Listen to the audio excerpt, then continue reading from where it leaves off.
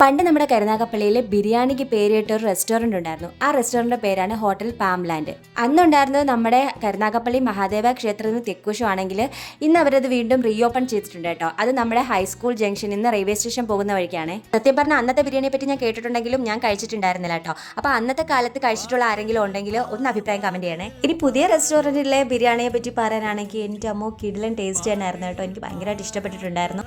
പിന്നെ കുഞ്ഞുള്ളതുകൊണ്ടാണെന്ന് തോന്നുന്നു പപ്പടം തന്നെ 3-4 തന്നിട്ടുണ്ടായിരുന്നു കേട്ടോ. സാധാരണ നമ്മൾ വേറെ റെസ്റ്റോറൻറ്റിലൊക്കെ ആണെങ്കിൽ നമ്മൾ എക്സ്ട്രാ പപ്പടമൊക്കെ ചോദിച്ച് മേടിക്കത്തില്ല. ഇത് നമുക്ക് അറിഞ്ഞ് തന്നെ തന്നിട്ടുണ്ടായിരുന്നു. പിന്നെ പീസിനെ പറ്റി പറയാനാണെങ്കിൽ ഞങ്ങൾ മേടിച്ചിട്ടുണ്ടായിരുന്നത് ബീഫ് ബിരിയാണി ആയിരുന്നു.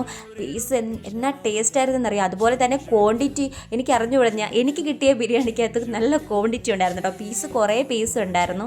പിന്നെ ടേസ്റ്റ് അടിപൊളി ടേസ്റ്റ് ആയിരുന്നു. പിന്നെ അന്നത്തെ കാലത്തെ ബിരിയാണിയെ പറ്റി നമുക്ക് കേട്ടറിവേ ഉള്ളൂ, നമുക്ക് അതിനെപ്പറ്റി അറിഞ്ഞുകൂടാ. പക്ഷേ പുതിയ റെസ്റ്റോറൻറ്റിലെ ബിരിയാണി എനിക്ക് ഭയങ്കരമായിട്ട് ഇഷ്ടപ്പെട്ടിട്ടുണ്ടായിരുന്നു.